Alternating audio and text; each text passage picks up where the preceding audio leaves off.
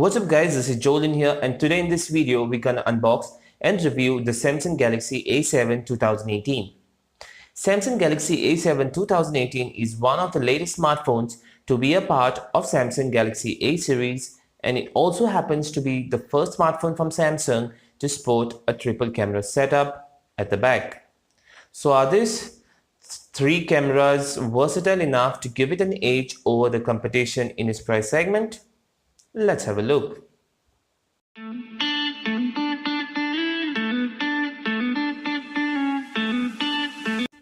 The Samsung Galaxy A7 comes in a white colored box with the name mentioned in front of the box and some specs mentioned at the back of the box.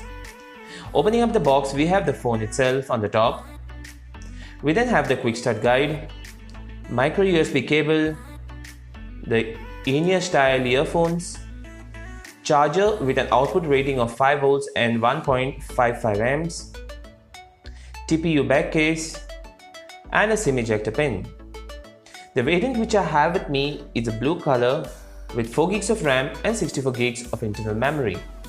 I bought this at a price of around 24,000 Indian rupees, but there is another variant which comes with 6 gigs of RAM and 128 GB of internal memory, which will cost you around 29,000 Indian rupees. Now to give you the physical overview of the phone, the Samsung A7 2018 comes with a 6-inch 18:9 Super AMOLED display with Full HD resolution, that is 1080 by 2220 pixels. On the top, we can find the 24 megapixel camera with f2.0 aperture, earpiece, some sensors, and LED flash. The back of this phone is made out of a highly glossy 2.5D glass which looks awesome.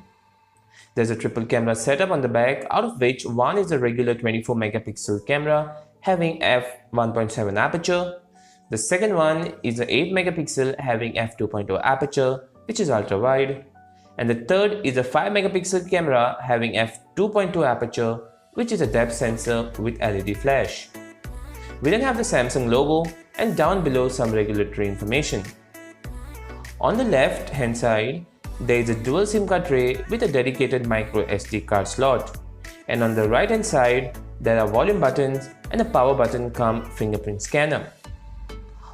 On the top of the phone, we have the secondary noise cancellation microphone, while the bottom houses the 3.5mm headphone jack, micro USB port for charging, microphone, and the speaker grill.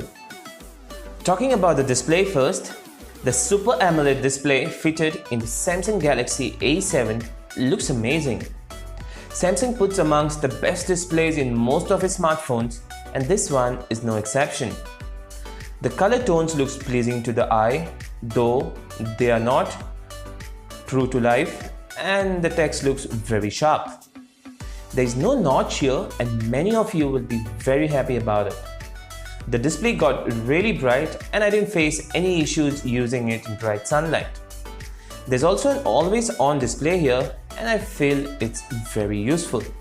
The form factor of the phone is quite sleek at 7.1mm, and it's powered with a 3300 mAh battery, and I could easily get through a day with heavy to medium usage. If the battery drains out, Samsung's adaptive fast charging lets you juice up fairly quickly. Securing the device with fingerprint and face unlock is also present here. The fingerprint is mounted on the right hand side of the phone, and it's also used as a power button.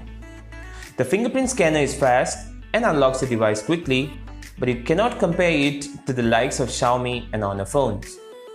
Whereas, on the other hand, the face unlock also works fine, and it's quite accurate. The best thing is that it didn't unlock when my eyes were closed or when I wore a cap or glasses. Well, it won't work in pitch darkness though, since it doesn't have an IR sensor like the Poco F1, but the fingerprint scanner comes handy here. Coming to the software experience, it runs on custom skin, that is Samsung Experience version 9 on top of Android Oreo 8.0 out of the box. There is nothing new you get here in the software other than few new default wallpapers. That said, the Samsung Experience launcher handles regular tasks fine.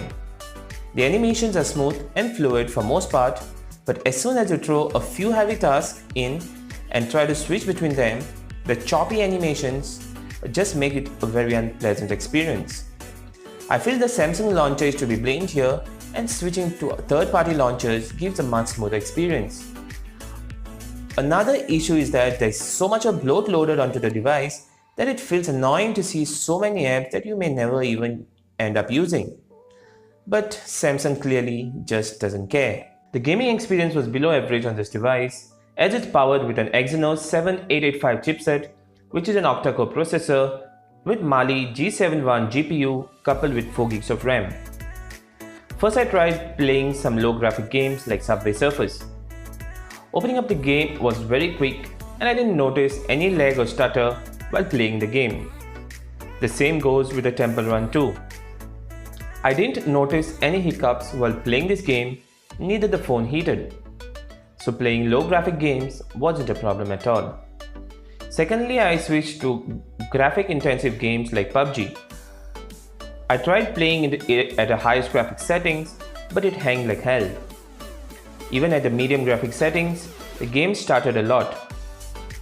Then changing it to the lowest graphic settings improved the gameplay a bit, but I saw quite a bit of frame drops here as well. The phone remained cool though, and I didn't face any heating issues while playing the games. I also tried playing Asphalt 9 Extreme on this phone, but at the medium graphic settings, it played fine. Even during drifts and takedowns, I didn't notice any lag or stutter whatsoever, but when I switched to the highest graphic settings, I saw quite a bit of frame drops in the game. No unusual heating up of the phone was observed during the gameplay. So if you're a gaming freak, I feel the Samsung Galaxy A7 2018 is not the phone for you. I would not say the games were unplayable, but they certainly won't be enjoyable.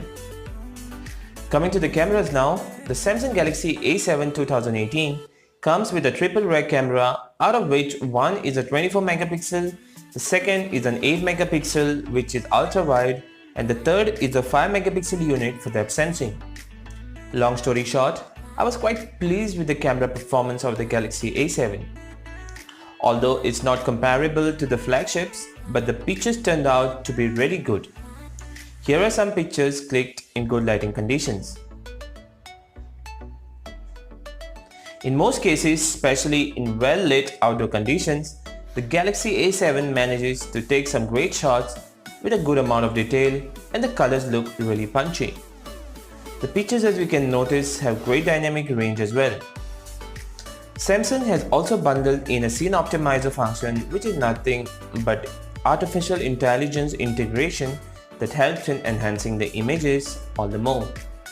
The 120-degree wide-angle camera is quite a neat option to have if you're short for space.